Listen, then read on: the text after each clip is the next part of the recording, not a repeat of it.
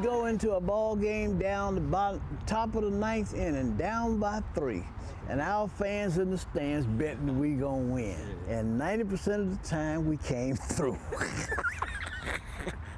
As much as their story revolves around baseball, it's also brotherhood, community. It was somewhere everybody went on Saturday or Sunday evening at the church. And they had the best fish sandwiches, though. yeah.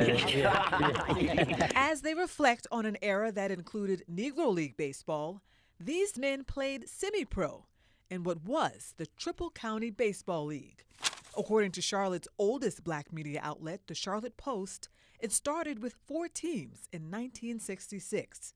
It grew to include more than a dozen teams over 2 decades, like the Hoskins Giants, the Rock Hill O's, the Queen City Rangers.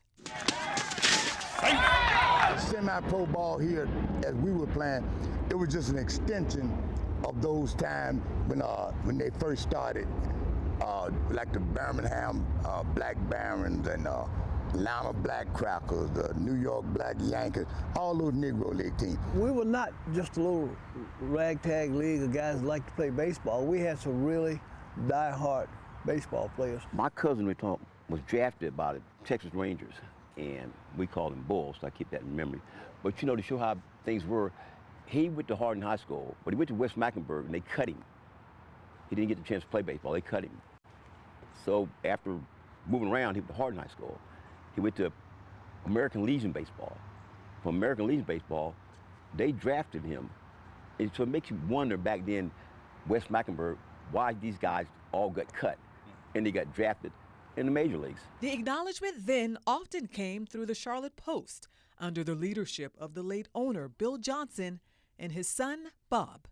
I didn't know about it until the pictures that we got from the Post. Brandon Lunsford is an historian at Johnson C. Smith University, and Herb White, the Charlotte Post editor-in-chief. When Lunsford hosted a Negro League exhibit last year, White invited Bob Johnson. That's when he first introduced the university historian to Triple County baseball. It was well known among black Charlotteans, black folks who lived in the area. That was a lot that people just don't know about black baseball in this area, or black baseball in the country, period. They have no clue. That night ignited a passion, inspiring a project to officially document and share a seldom-told chapter in the region's history. First, Johnson and Lunsford held their own meetings, then invited former players to join them. Man, there's some nice pictures, man, you got here. When we filmed hours of footage of these guys talking, and every weekend it seemed that the group got bigger. Their research continued for several months. This past spring, we joined them too. In May, we interviewed Lunsford and Johnson.